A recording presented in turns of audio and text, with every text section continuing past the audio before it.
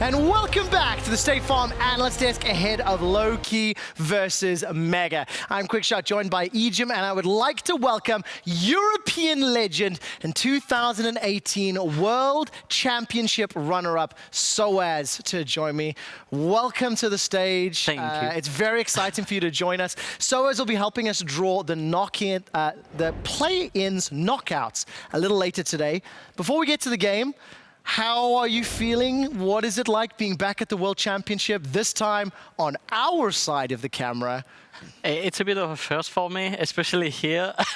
Usually it's a bit more on the analyst desk type of things, but interesting, yeah. And are you enjoying watching the games and seeing it in the Elise studio as well? World Championship back on European soil? Yeah, it's always cool regardless to watch the games and watch the high quality games that World provide. There was a little This guy, this 2 minutes in. But more seriously, so as obviously it's been a bumpy 2019. So what is it like emotionally for you, knowing we're looking ahead? You can see Splice, Fnatic, G2. They're representing Europe on the world stage. I mean, obviously it's our best team, so you have to support them. I think it's too early to say like, oh, it's gonna be for them. But I'm hopeful that at least for G2, maybe I don't think that Fnatic might do a bit better, but we will see. Like I think Worlds depends a lot on scrims and team atmosphere overall. So as long as they keep having a good atmosphere, they can always bounce back from bad days, which is, in my opinion, the most important thing to do when you play Worlds. It's actually really important insight, knowing you were on the biggest stage last year. We'll be asking Law to keep an eye on the team atmosphere. Let's turn our attention to the do or die match for the LST champions. They look to bounce back after their loss to Hong Kong Attitude. Now, with Lowkey win, they will secure themselves and Hong Kong Attitude a spot in the knockout stage.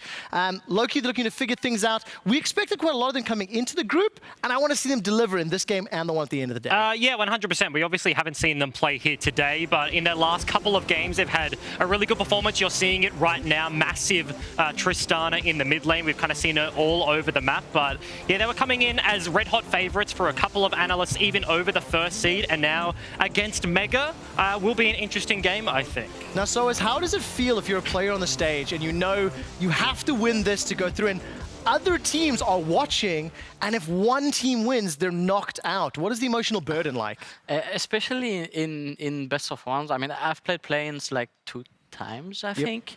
And I mean, luckily for us, it went pretty well. But best of ones are very nerve-wracking. And also when, for us, we didn't know that much of the teams that we are playing against. So it's even more stressful, that I would say, than group stage. What sort of impact does that have on your play? Do you forget all that stress when you load up and it's picks and bans and you just get into game mode? It's the same as any like LEC games or anything like this. It's stressful maybe like once you're about to go on stage, but as soon as the game starts, maybe you need like a few minutes, like 2-3 minutes, and then you warm up and yeah. Let's turn our attention back to the teams, and Ejim, talk to me a little bit about Mega. They threw away another game against HKA. Yes. More mistakes momentarily. And it's just like the lack of transition, right? Which a super punishing and super frustrating way to lose games. And the thing I want to highlight, more to your point as well, so is like Akali missing best of ones. They're super disastrous, missing everything, but to where these teams come from, right? Like coming into play-ins, not a lot of people may know who Mega are, despite they've played these types of tournaments for a very long time, but they have to play through the Thai League to then qualify into the LST, play 6 weeks of that to then come to play-ins, and all they have is 4 games. They have advantages in the early game, right? They've played 3 of them so far. If they lose this single game against Lowkey here, then they're straight up out of the tournament, and that's a big weight to bear on your shoulders for one best of one. Yeah, it absolutely is. When you've got the weight of the entire region behind you and you're the only representative.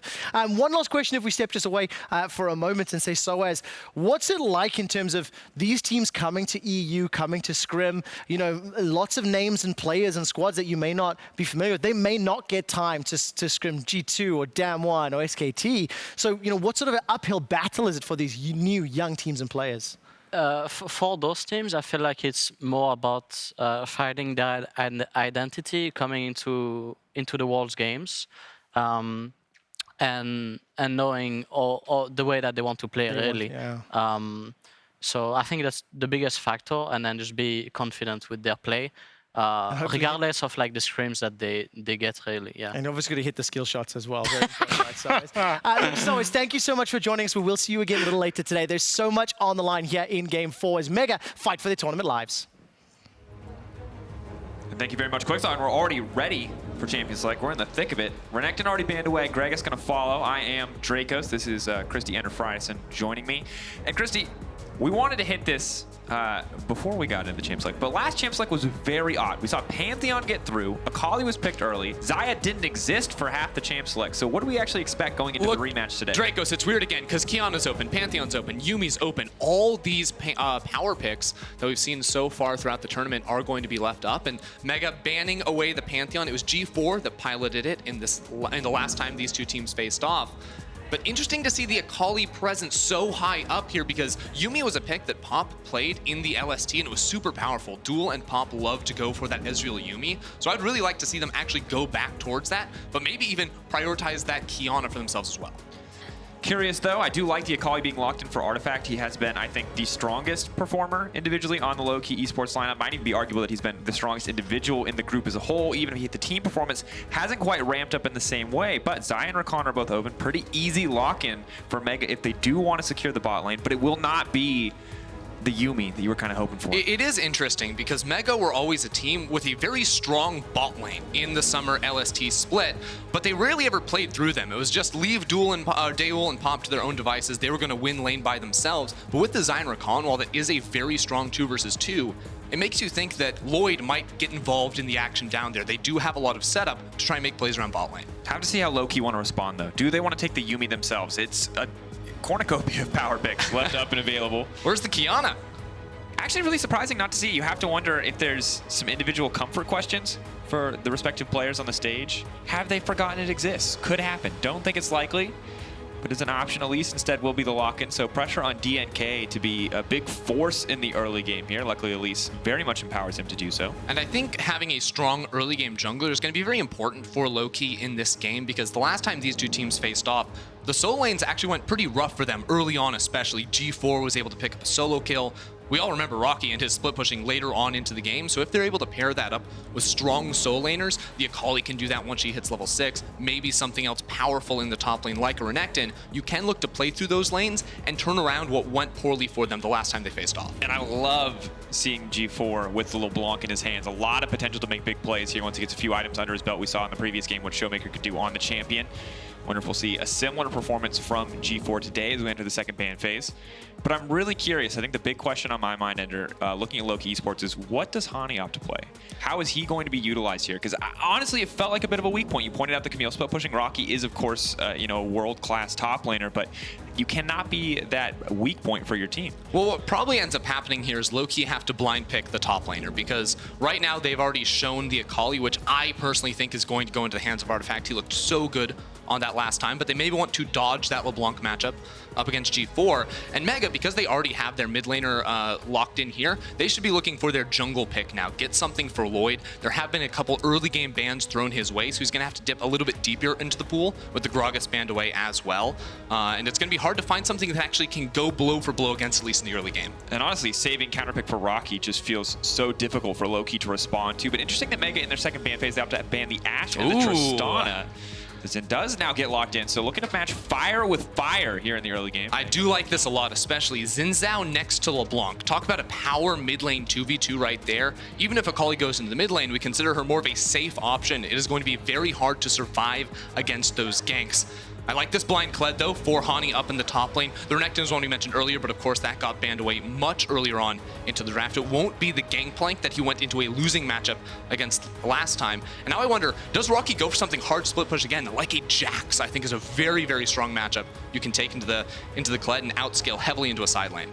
See if that's a matchup he's comfortable with. Rockky, of course, a lot of his comfort picks still up and available. The Camille one that worked so well last time. Why not run it back? Sure. And Ender, we got two comps that in the past I would have identified pretty heavily as kind of 1-3-1 action, depending on how they want to play this out. Is this game just entirely about the early game now with junglers locked in like the Elise and the Xin and side laners like the Camille, the Kled, you've got Akali, LeBlanc mid lane. Is it just early game? I think early game is going to be super, super important here, specifically when I compare scaling across these lanes. Bottom lane, you consider Lucian, Thresh probably stronger in that 2v2 blow for blow up against DeuL and Pop, but the scaling on that side definitely goes towards Mega, so I feel like DNK maybe needs to get involved around this bottom lane and really just stop Lloyd from using this Xin Zhao to just run away, because I think ganks are so much easier to execute on this Xin Zhao jungle pick, and Lloyd will definitely be trying to get in the face of Lowkey early on. And ease of execution, always something that you have to consider on this stage. A lot of pressure on both of these teams, and more so on Mega. Lowkey, the potential to lock themselves and HKA in the top 2 spots in this group, and on the opposite side, Mega playing for their tournament lives.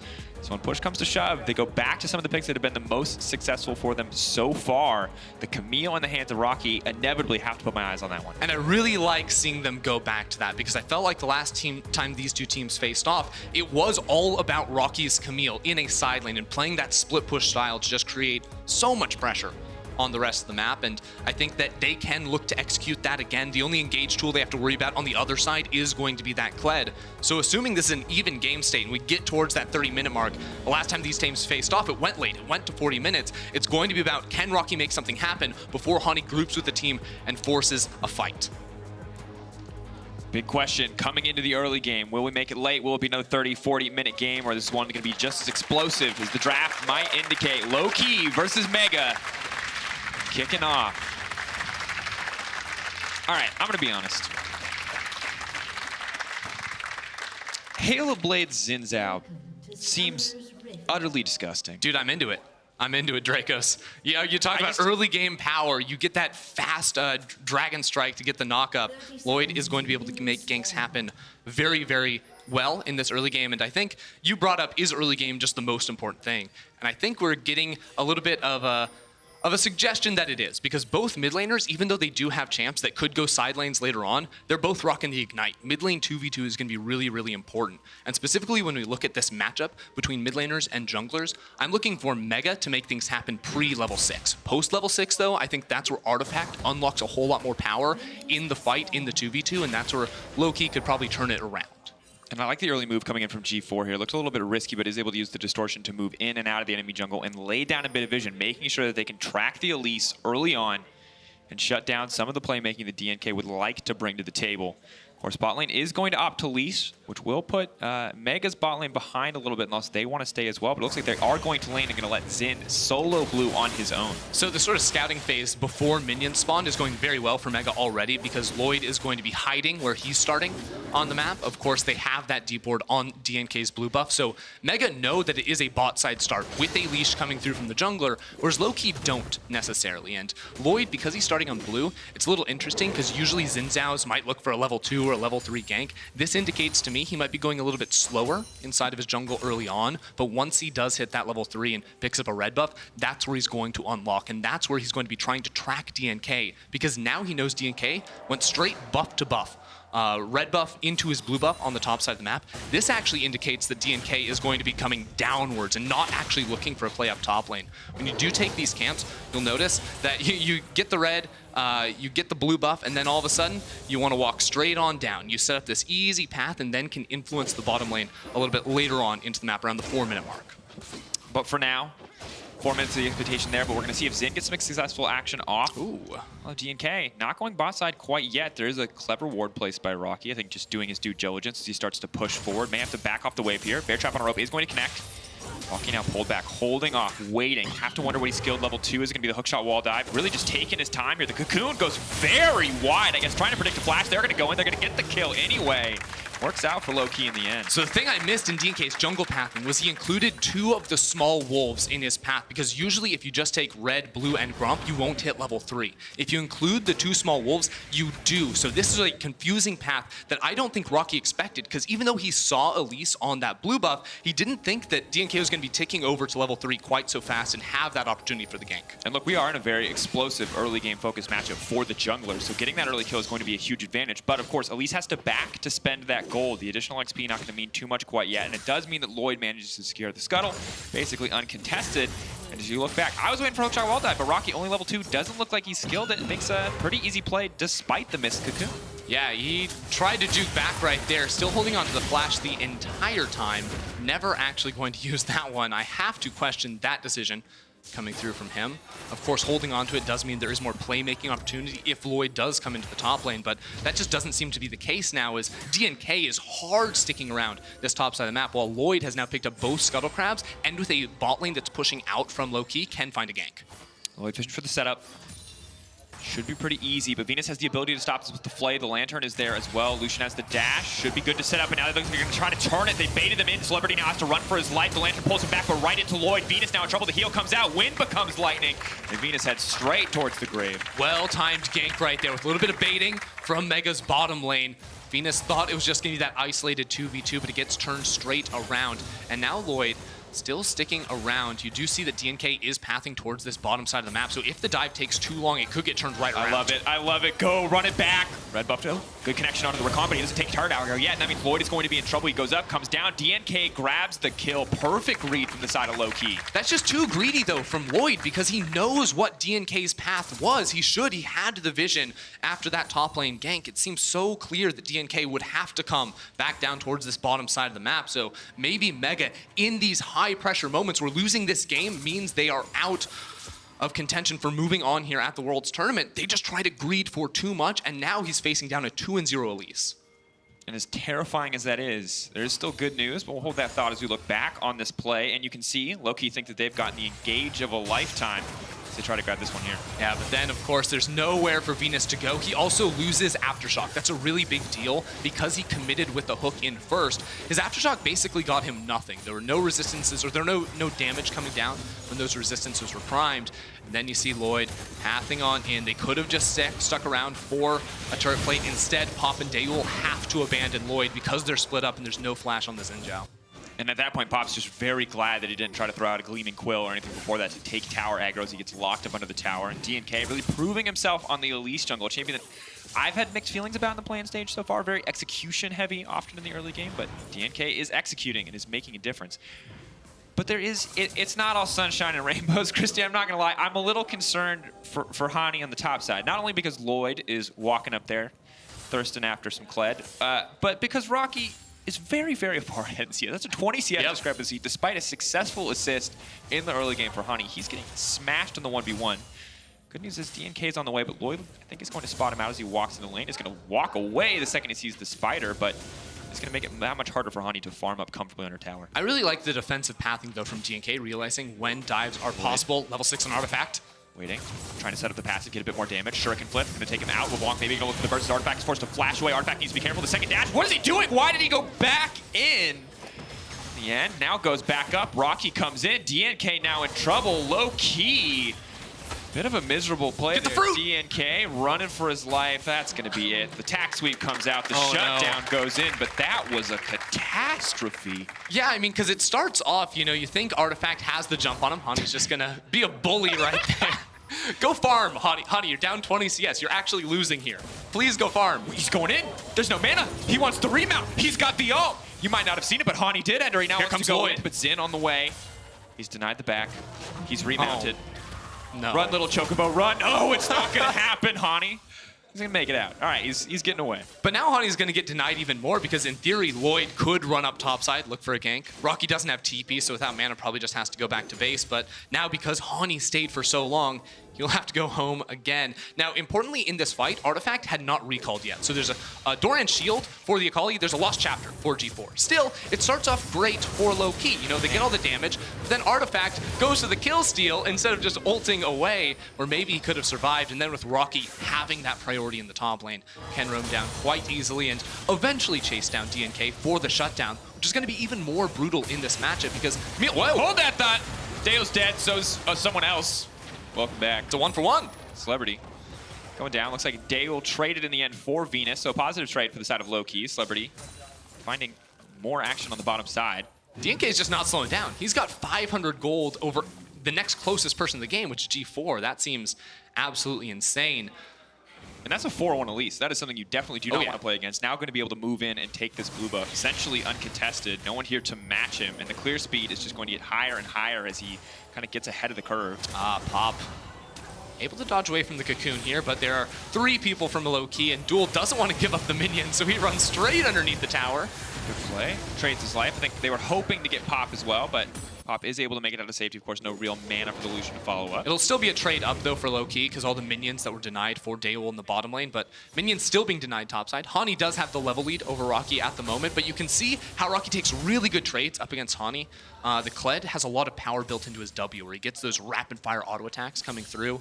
But Rockky, because of his passive shield, whenever you go for a trade, Rocky's going to be able to block all of that damage and be able to deal out his own, and can definitely scale into quite the monster with the true damage on Q, as well as the Trinity Force, which is just going to be much more impactful in a side lane than the itemization coming through from Kled. Yeah, you can obviously see how much Kled is struggling in the lane. Double Doran's not something we expect in a matchup that you're doing well in.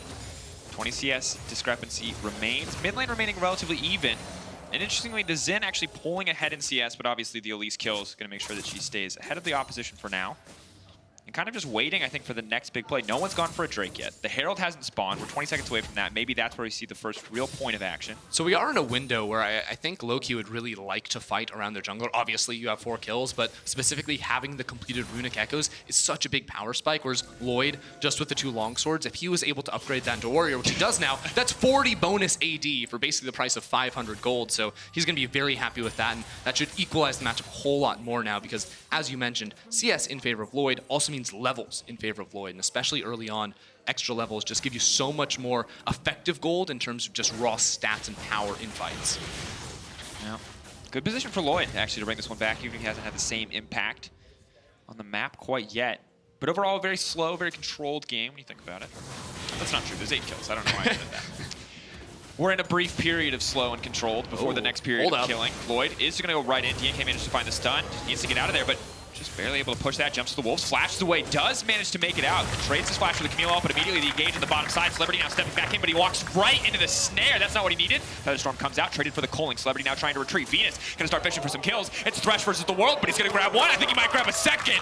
This Thresh is on fire. There's the hook, doesn't even need to connect. It's a bear trap on a rope, and Pop goes down. Looked like Mega's bot lane was gonna win for a second there, but then Venus shows up.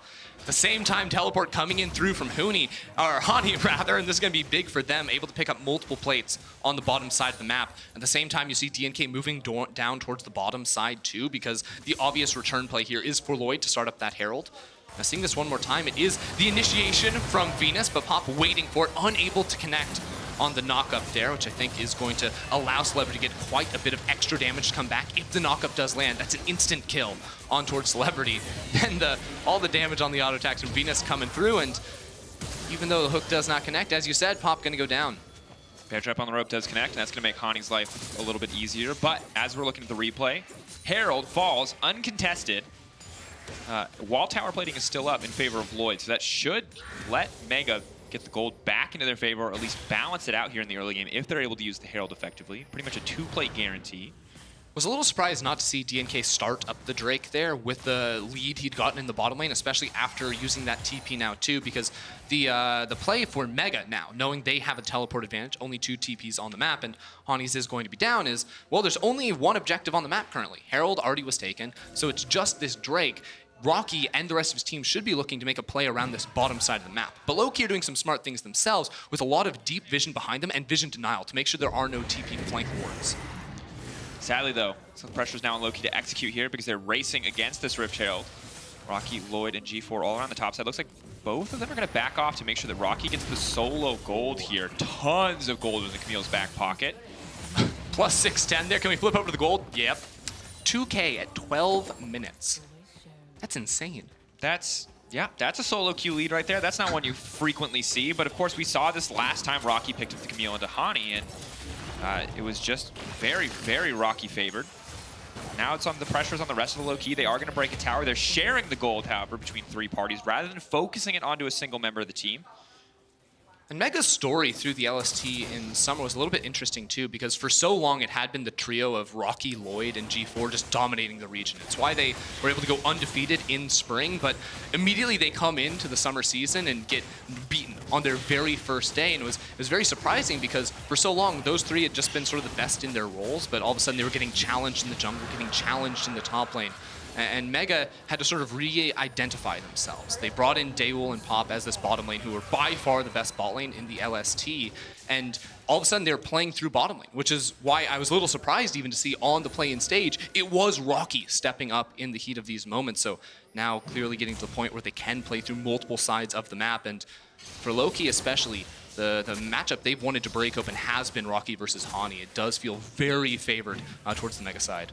Have to see if Hani can have any impact outside of lane. Of course, only 2 TPs in the game, something I'm not really as used to seeing in an era where very often mid laners and AD carries are both taking TP. But Rockky currently with a TP advantage. Hani, of course, with the ult maybe can look to make a play on the map, but things are only going to get harder as Camille gets more items under her belt. It is a Tiamat, a Ninja Tabby versus basic boots, a Triforce, and a Tiamat on the opposite side. So whole Triforce behind, just about. That's what we call top gap. Definitely in favor of Rockky at the moment. Still playing inside the enemy jungle now too, as Pop has rotated towards this top side of the map. So if Mega can find a fight around Rockky at the moment, they're just going to win. He is so strong currently. And in full 5v5s or 4v4s even, I don't think the value of 4 kills on Elise is going to be felt quite as much as it's going to be on that Camille. And I'm also just looking at this. We talked a lot about early game for the side of Lowkey, and Lucian Thresh kind of were expected to come out on top of the lane, and you can see it in the CS. But now that Xayah and Rakan get to group up, I feel like the safety of Xayah just makes this game so much easier for Mega to now play out. And that's sort of, I've really liked Mega's drafts actually throughout a lot of play-ins, because they do have very clear win conditions in their games. A couple times it's been Rockky on the split push with some global presence to help him out, with a very safe 3-man core to just clear waves in mid lane. And that's sort of what I feel in this game, where it's largely up to Rockky, and then for him to get stuff done in side lanes while the rest of the team clears waves and controls around the mid lane. And other times it's just been strong team fighting from them. And this time I do feel like it is pretty well balanced between those couple of options. The thing that gets most interesting for me is how do the side lanes actually play out later on, because as I alluded to earlier, Lowkey don't have a ton of hard engaged tools. It really is just going to be that Kled ult, which is on a long cooldown. So I do think that Rockky can get a ton done in side lanes later on into the game. And now you can see him grouping up with Lloyd on the top side, already looking to get some work done. Pushing in for tier 2, and we're 15 minutes in, but it just feels like Lowkey are absolutely and totally willing to concede the top side of the map. Herald obviously already gone, willing to just let this Kled get pushed in over and over again. But DK has something to say about it. Rocky's just going to walk right out. Pop potentially fishing for an engage, but now you see the mid lane. DeuL pulls back the threads, but instantly Artifact's going to find the kill. Shuriken flips right back out to safety. Scattered action. You have to wonder what DeuL was thinking stepping forward there. And if you remember the last time these teams faced off, it was Rockky on one side and it was Artifact on the other. And it was Artifact on this Akali, even after there's very high priority for him on this champion, showing he can get kills on it here. And that's what Lowkey are going to do. I think you run around with your Akali, your Elise, your Thresh, and try to find picks with these champions, because especially now with the Gunblade finished, having that slow and extra burst damage makes it a whole lot easier to chase down targets and get those quick solo kills.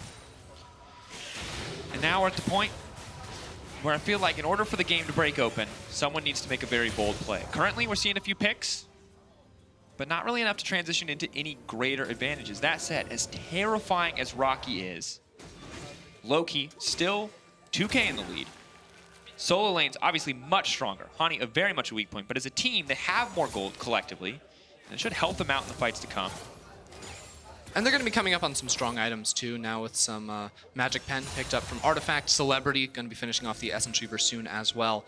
But one thing that's been sort of a surprise to me coming into the plans is we saw a lot during the summer split. So many people taking teleport in the mid lane, in the bottom lane, all over the map. And sort of at the same time, it felt like split pushing to win games just wasn't a thing. Every game felt like it was decided either by smashing the other team in the early game or by team fighting around large objectives like the Baron. And I felt like in Plains, it's been a very different story. We've seen the Quins come into play. We've seen picks like the Camille be very present in side lanes and just breaking open those areas of the map. And I can't help but feel that a part of that actually comes down to people just not running TP in other lanes, because a very common play for you to go against split push is just bring two people down. No, never mind. And is just bring a couple people down, kill the split pusher, and then force fights, because you can just react super easily on the opposite side of the map by having so many TPs, and that just hasn't been a thing. I think you're completely right. It's weird too when you think back to previous world metas where we've been in the Jace top lane dominance, the AD Kennen top lane dominance, and we do see it in Mega though. One of the few teams I think where they have pretty much split pushed their way into total control of a game. Rockky was that guy. He was the guy taking inhibitors while the rest of the team is trying to figure out if they actually can force a Baron in a 5v4 scenario. And I think eyes now are on him. Pressure continues to build on him because once again, this is an elimination match for his team. Everyone else on the map falling behind. He is the single strong point for his lineup overall. And that's a ton of pressure. And as you mentioned, he has tools to get away from the limited engage options on the side of Lowkey, but needs to execute, needs to kind of just put Hani for even further under if he wants to come out on top. Hani in potentially a lot of trouble right here, getting collapsed on, playing the weak side of the map, needs to get out. Gonna have to use the ultimate to escape here. Good read by him, maybe a little bit late. You see Mega, when they're playing the map, they don't play 3 lanes. They play 2 lanes because if you spread yourself too thin, you see situations like this. This time Hani is able to survive and only has to burn the ultimate, but realistically, this was always going to be a trade of outer turrets on both sides of the map. Yeah. Still just a trade in the end. Rockky will grab the red buff. That will make Hani's life even more miserable. But Intelli has a greater advantage there, not too concerned. Of course, Morella Namicon now coming in for artifacts, so will make it that much more difficult for whatever healing he's concerned about to happen. Not sure, I guess, the Rakan Gleaming Quill or the actual heal, but... Hey, Rocky's got a Vampiric Scepter, man. Tons of healing. It's questionable somewhere. LS is crying out in rage. But, you know, at the end of the day, flat pen, AP, can't go wrong. A lot of times it's about just item slot efficiency, from what I've heard pro players say about it when you need room for control wards in your inventory, but I say sell your Doran's, probably a better strategy. Anyways, I think looking forward into this mid-game now as turrets start to fall down, controlling pockets of vision becomes a whole lot more important. I like some of the tools that Lowkey do have to play off of key spells, because you have the Cocoon, you have the Thresh Hook in terms of fishing for picks and these types of ideas. I think that the strength in Lowkey's comp is going to be because they don't have to commit off of those plays. They can throw them out and suss out whether or not they actually want to go for the fight. Whereas if you're Mega, I think you're much more tied down to Lloyd jumping in or Pop going for engage, where they have to commit their actual champion's body into the fight, which can just be much more inherently risky. And see if they can find that setup, find that scenario. There is, of course, a lot of vision. You check in on the mini-map, of course. Decent coverage around the mid lane, decent coverage around the pit. Kind of odd vision, if I'm honest. Very defensive from the side of Mega, but still does give them enough access into the river that they could contest. And Lowkey, it's only 20 minutes of the game. They're not realistically looking to take that objective. There have been no Mountain Drakes. You get a Cloud into an Ocean, not the ideal spawns for aggressive objective taking. And no real tank either. So not an easy Baron, I think, for either side in this game. So something I think that's an option to both teams is G4 potentially going to find himself in a little bit of trouble here. Good read. Next to Cocoon. Venus not using his spells, though. Style point. Now, is he caught? Back out. Has to flash out. That was okay. Suspect. Look, it's fine. Realistically, DNK looked really cool. Venus, I think, needed to use that opportunity to get out, but I think he did not realize how many members of the enemy team were coming in. Yeah, the problem there is definitely the numbers advantage. Hook does land. Hook connects. Kled now coming into the backside. G4 in the midst of the team. Venus still alive. A Celebrity instantly dies. Artifact trying to find something, but he gets locked up by the Camille. Yes, he's invisible. When it becomes lightning, not going to connect. Artifact dashing in, but the heal is there. The show. Lloyd taking out Artifact. Knocks him out instantly. And Mega coming out on top of the fight. Yeah, Artifact getting a little excited right there. Very close to getting multiple kills, but unfortunately locked down underneath the tower with nowhere to go. That was a read where both teams realized, hey, there's going to be a fight around the mid lane after Venus burnt his flash, and both teams were contesting very heavily for vision control over that over the bush in that top side of mid lane, where you do see the one red ward on your screen currently. But sort of unfold in an unexpected way, because a lot of times you try to crash and not actually force the fight, but instead try to get pressure on top of the tower. There is the initial hook coming down, though, and while Lloyd is able to survive, on the top side of the fight was actually where G4 just got straight up solo killed by Hani. Tons of damage coming through from them. And then Artifact goes in, but the heal is the bait, and he can't survive. Nice zoom in. I appreciate it. Dramatic death. Interesting fight. I like that, and this is what you talked about, to be fair. You talked about Venus fishing for picks. They have the Elise, they have the Thresh. I don't quite think that's what you meant or what you wanted. Well, the fight was also a 4v5 because Celebrity died instantly. 0 damage coming through from him. Now, as far as like expectations, looking forward to the next few minutes of the game, something that I always like to see teams go for when both the outer towers are down is pushing out your side lanes. If you can get vision and protect your side lanes, you push out those side lanes to create pressure. And then once those waves are into the tower, the enemy team has to respond. Then the immediate follow-up is to collapse with both your side lanes, which is very easy on champions like the Kled and the Akali, and just move in towards that mid lane tower. Therefore, you can effectively get yourself a 5v3 and look to knock down that structure, because once that mid lane tower goes down, it becomes so much easier to actually advance your vision into the enemy jungle, try to set up for some picks. But as you can see, a little bit difficult to contend with Rockky at the moment. Artifact has now been placed against the Camille, so Morelliconomicon now starting to pay off as the Ravenous Hydra for Rockky will be mitigated to a certain degree, and the great battle for Krugs will end. The problem that's going to arise for Lowkey in the next few minutes, though, is that Artifact can hold against the Camille. I think that's pretty apparent here, but he's running an Ignite and not the Teleport, so it must be Hani, once Baron becomes a much more viable objective for these teams to play around, to be the one moving down in towards that bottom lane, which is always then going to put Lowkey on a timer, because Rockky is going to consistently be looking to push in that wave, and eventually start knocking down these towers. And unless Lowkey can commit multiple members bottom lane and either force Rockky away, get a flash, get a kill, and buy time themselves, that side lane win condition is always going to be apparent. And the fishing and the vision game continues. But it will not be the Baron that's focused at this stage. It will just be the Ocean Drake that both teams are vying for. Honestly, objectives like this in a game like this feel more like a catalyst for a fight than an actual buff. I don't think anyone's too worried about the Ocean. Yeah, the mid lane tower will retain a decent amount of priority, and here comes the Kled. Artifact leaps right in, gets knocked right back out, but the Kled is still going forward. Will get pulled in onto the Zen. He's going to dash away. Warning shot. It was just was a warning shot. Just threw it in. Just wanted to see the reactions. Get some summoner spells to, of course, force Lloyd's flash. So a small advantage to the side of Lowkey. At the same time, Lowkey lost a lot of ultimates here, so they really only have the culling if a fight is going to break out. So I do feel like they're a little hesitant, especially with the idea that Mega keep wanting to push in for mid tower, because at this point in the game, that mid lane outer tower is almost always going to be more valuable than especially something like the Ocean Drake. So Lowkey splitting up some members to try and make sure they can clear away those waves. Still, I liked the idea for Lowkey to try and find that fight, specifically when we look at the itemization between these two junglers. Because right now, Lloyd is going for a Trinity Force, which is something you see a lot more in solo queue than on the professional stage. And while this will give him a stronger 2-item power spike, at the same time, it delays that second item, whereas DNK just went straight for the Zhonias, which is going to give him a lot of value. I gotta hold that thought, because Hani might be in trouble here. Rockky steps forward, uses the ultimate, gets the dismount before he ults. I love it. Hextech ultimatum comes out, and Rockky grabs a very easy solo kill. And now who actually matches Rockky? I think he could have stuck around in this bottom lane. He's making sure that he's not getting ganked immediately. But the rest of Mega can move over towards the Baron, because no one can match Rockky. He can get this tower, and if Artifact comes down, I would really like to see Mega seize an objective on the other side. Look, I love how Mega immediately pinged the Baron after he finds that kill, knowing that they have this point of pressure now to play around. Instead, they're not going to run into the mid lane, break the tier 1 tower as G4 starts to fish for kills. And if Rockky keeps this up, he's single-handedly going to pull his team ahead in this game as the gold now veers in the favor of Mega. And now it's going to become even easier for this split push to occur. Not just because Rockky got some extra gold and experience pushing in that wave, but with the mid lane tower falling, as I mentioned earlier, it becomes so much easier to get that deep vision. And specifically because when you push down that mid lane, now all of a sudden there's no protection for Lowkey. So they have to wait longer for that minion wave to push all the way into them.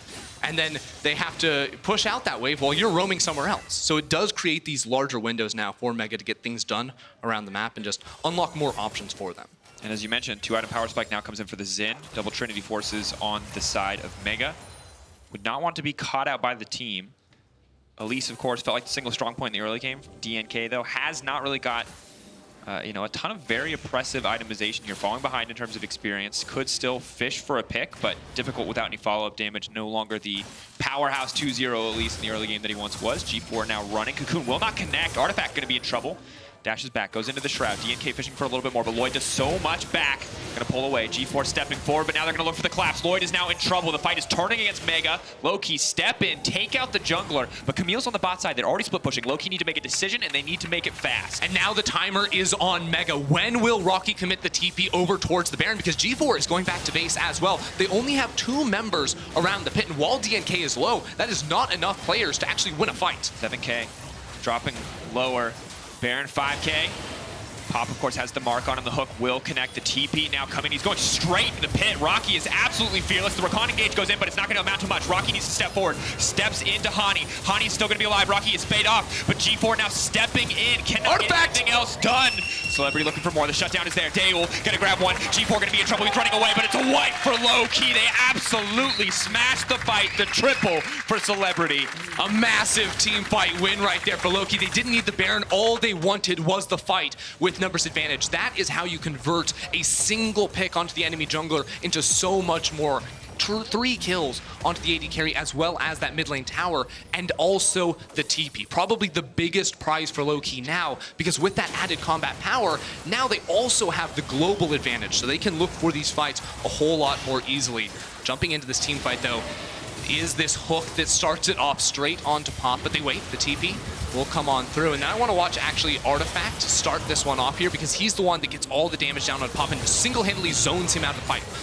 DeuL, rather, can never get a single auto to come down, and Artifact was also able to land the Shuriken and follow up to get the kill on towards Rockky. Last time it was a battle between the mid laner of Lowkey Esports, Artifact, and Rockky, and while yes, it was Celebrity picking up the triple kill, very well played by him, I think Artifact had so much to do with the outcome of that fight. Now we have to see what Lowkey can do to push their advantage. You see 3K for both the respective AD carries, assassins on the enemy team.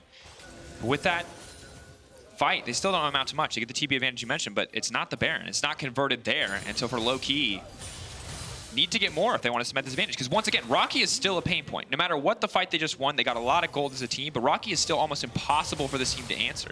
Now, the difference for them coming out of this is the fact that Rockky doesn't have the TP now. So Hani, of course, can group up with the team. You just have to play off these 30-second windows, because that's when waves, they come in on these 30-second increments. So Hani can clear away this wave, pick up the next one, and then he has some free time to roam around with his team and make a play happen potentially. Now, the problem is Rockky is always going to have control over this jungle unless multiple members of Lowkey are committed to the bottom side of the map. But this is going to be a situation where unless Lowkey are willing to make a play with this advantage, the game will just slow down, because Mega aren't going to be forcing anything. They just want to wait until Rockky gets something done down bot lane. It's just so easy for Rockky to get in and get out of any exchange. Of course, once Hani is demounted, luckily he's very close to base, but just huge amount of damage. However, Thresh and Lucian, you can see the rotation coming in. The vision is there to cover Rockky, though, so he knows that this is coming. Got a Mission Impossible his way out. Hook shot, wall dive, blast cone. The flay is there. Going to dodge out on the hook with the ultimate. Going to try to blast cone to safety. He will manage to make it out, but Hani's now coming in. Pop going to be the one in trouble. Rockky could be next on the list. The Rakan caught up. Mega tried too hard to force the split, but no, a beautiful fight from the Xayah. Now Lloyd is diving right back in. Rockky is still alive, and it's Venus who is in trouble.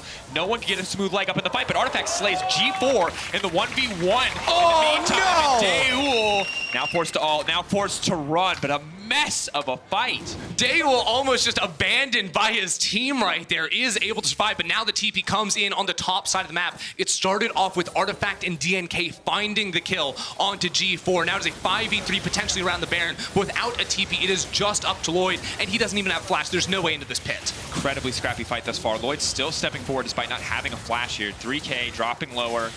It's just a spectator to this Baron take. Rockky, in the meantime, will start to break down the bot lane tower, but will not overstay his welcome, and that's a big advantage for the side of Lowkey. It's gonna be so much easier to push forward and try to close this game out. Lowkey now 4K gold lead on the map. All you gotta do is group up and force around objectives, not start knocking down these towers. And while this Baron isn't going to be the Baron to end the game for Lowkey, this is when you try to bloat that gold lead, knock down all those towers outside the enemy base. And of course, you have to remember Mega backs are against the wall. They lose this one. They are out of contention to leave the group. We can take a look exactly as how this happens. Not a full 1v1. G4 actually just pulls back, burns everything he has, goes back in, but surprise, surprise, there's an Akali here. You can see in his head that he thought he was going to get the fancy outplay, but just walks right back into melee range of the Akali. Yeah, probably needed to wait for the second cast of R to come towards him and then go for the distort back. But ultimately, that was almost a straight-up solo kill from DNK, using all the gold he got much earlier on in the game to turn that into a team fight win, and eventually that Baron. Now, can Lowkey actually force anything? Because I do feel like Mega have a lot of defensive tools to try and survive here. There's only really, the one ranged AD threat on the side of Lowkey to try and hit these towers. So the siege should be a little bit slower, but I don't think there's a whole lot of wave clear up against the Baron buff. It's really just DeuL trying to knock through these minions. This one should go down easy. Yeah, no real wave clear realistically on either side, unless the Xayah feels comfortable enough to step forward to try to contest some of these creeps. Maybe Rockky can find a flank, but there's the culling. So we're going to take a tower shot for a bit of that poke damage as Artifact fishes for the shuriken flip, looking for a way into the backside of a team fight. Now protecting the cannon creep is the name of the game, as no one on this team can actually approach. Feathers do get pulled back by DeuL. Leads the tempo procced. Just trying to hold on for now. And you're waiting, honestly. The Cocoon does connect. Good poke damage. The AP on the Elise. Very high. There we go. The fight is kicking off. Rockky off to the flank, but he's not doing anything yet. His team might be dead before he even gets into the fight. D-mount comes in for Hani. Hani now on the retreat. Has used the stopwatch. Artifact so incredibly low. His sights are set on this inhibitor. They're just going to try to break this and leave. The fight turns against them, but Lowkey get what they came for. Now they need to get out before they lose anything else. Rockky steps forward and just dies. Celebrity Ensemble. Now they have the potential to turn. The Baron creeps are here. It's really all on DeuL. Lloyd and Pop just there to protect the AD carry to try to stop this game from ending. Yeah, Celebrity did go down, but Lowkey might be able to force the end right now. There's so many minions inside of the base. They have to be able to find a fight, but it's not going to come. Diving in. Last hope for Mega. They need to make this last desperate stand to hold on to the game. Redemption comes out, a bit more healing. Trying to buy more time for their AD carry, or for the carries to respawn. 37 seconds on Rockky, 31 counting down, 19 on G4. They need the melee minions because the cannons are outside of tower range. They actually can't walk up and hit the tower. But so much damage coming in for Artifact. They're just slowly bleeding them out. I don't think there's anything that they can do. DeuL needs to find the fight immediately, but he's not doing it. He's not stepping forward, and that's going to be it. Mega, just like that, are going to be knocked out of the tournament. Lowkey have secured their way out of groups. Led by DNK in the early game, he absolutely smashed and got such a big lead for the team. Then just played off one pick, held their own in the split push, were able to not allow Rockky to take any inhibitors on their side. And they get a little bit of revenge and their spot in the knockout phase. And just a very odd game of League of Legends, Ender, if I'm honest. I mean, it really did just come down to the pick onto Lloyd. As soon as Mega lost their jungler, all of a sudden Rockky was forced to leave bottom lane. And this is the problem with trying to play split push compositions. If you are forced into the 5v5, you are immediately at a disadvantage, especially when it's not even a 5v5. It's a 4v5 after getting picked. He wasn't able to get anything done on the bottom side.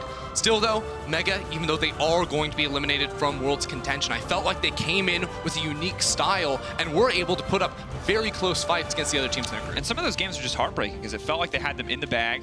You know, even in this game, you felt like Rockky had such a smooth lead, but all it takes is one mistake. Both comps obviously very volatile. All it takes is a, and when you're in the late game, a single mistake to turn everything around. That does now mean, though, you'll have maximum one tiebreaker game. HKA and Lowkey will fight for the first seed in Game 6, where Lowkey will try to tie up the score, force that tiebreaker, so that they can fight for first seed on their own. But has to feel good from Lowkey.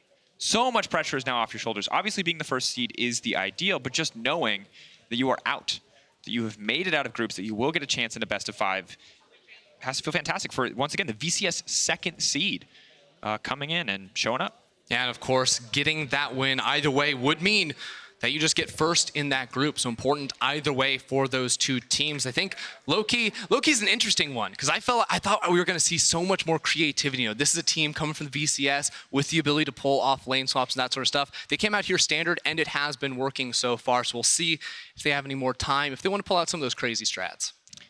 I want more insanity, I'm not going to lie. Because it feels like on paper we've gotten a lot of crazy picks, but the games haven't necessarily facilitated that much insanity. So I'm hoping that this last game in this group, HKA Lowkey, once again Game 6, is a little bit more insane. Is a little bit more crazy, is a little bit more wild. I'm going to say our 60-minute game yesterday was a little of insanity. That was a different kind of insanity, though. That's not the kind that I want. To come through. I think I'm really looking for some explosive, it's just been a while since I've cast G2, cast G4 now, but for me, I want to see those boom. Big Hey, I mean, we got explosive Celebrity leads in the mid Syndra, right? Inax was pulling out some Heimerdinger, so we've got some of those innovative picks coming through. Yeah. Would love to see more. I think the Quinn has been another one that's surprised me coming into the Worlds I stage. think Quinn might actually be good. I think Echo might actually be good. I don't, but I really think Quinn might actually be good. I am not at all convinced by Echo. When when no one really won on the champion, and then like Dan won. Okay, that's what we call Didn't results-based analysis, Dracos. Yeah, win rates are sure results-based analysis. If a champion has a bad win rate, it doesn't mean it's bad. It just means people are bad at playing it. But realistically, that's enough for us. Congrats once again to Lowkey, and let's see what Venus has to say after securing a spot in the knockout stage. Thank you very much, guys, and thank you, Venus, for joining me. Congrats for making it to the knockout stage. I was backstage with Spawn, the caster we have, and he was saying that Lowkey was the strongest-looking team in this group. Do you agree? Đầu tiên chúc mừng bạn vì đã lọt vào vòng knockout của giải đấu chung kết thế giới vòng khởi động ha. Thì bình luận viên có nói là team Lowkey là team mạnh nhất ở trong vòng bảng này, thì bạn thấy sao về nhận định này?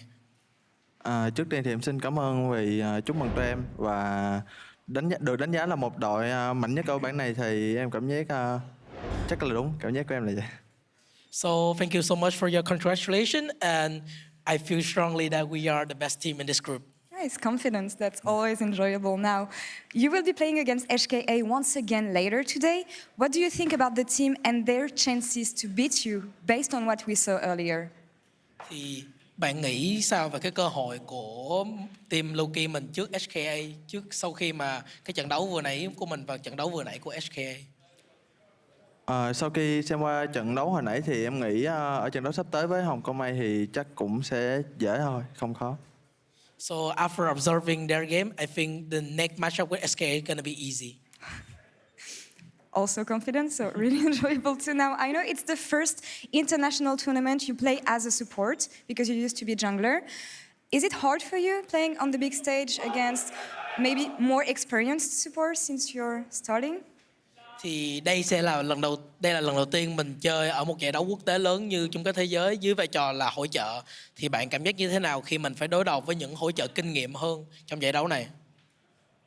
Lần đầu tiên đi chung kết thế giới ở vị trí hỗ trợ thì cũng khá là sợ, tại vì lên này lên 2 người. Nhưng mà may mắn thì em có một AD tốt, kiểu dạng như là hay kèm với chỉ em, cho nên em không sợ cho lắm. So this is my first international appearance as a support, and I actually kind of scared because I have to match up with experienced support.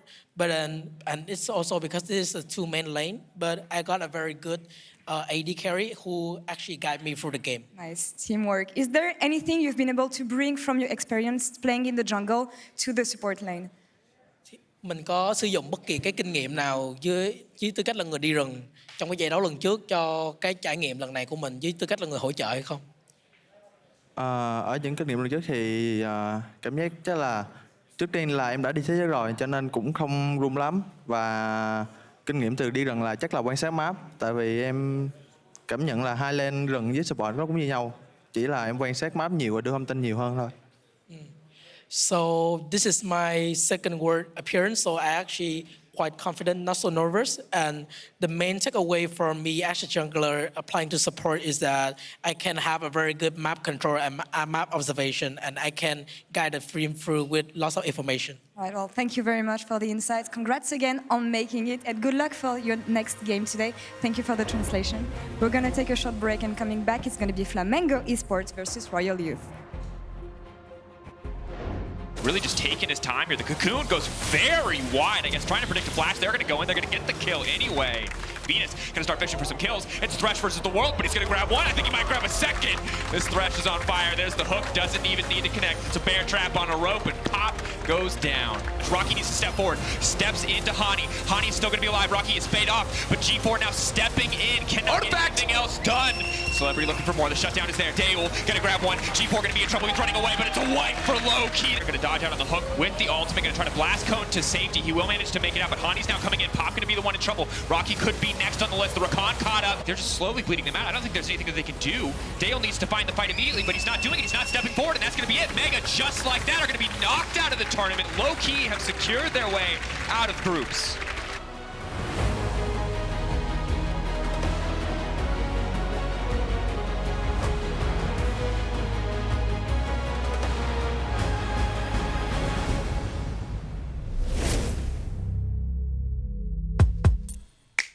Welcome to Assist of the Week, presented by State Farm. Clutch was trying to break the base of TSM during Game 5 of the final match in the LCS Regional Gauntlet. As TSM moved to defend, though, they stacked up perfectly for Qiyana. Demonte fired off a supreme display of talent, knocking back and stunning TSM against their own inhibitor, while Lyra and Hani threw down their ultimates to pile on the damage. Wiping out their opponents, Clutch moved on to secure the win and their first appearance at Worlds.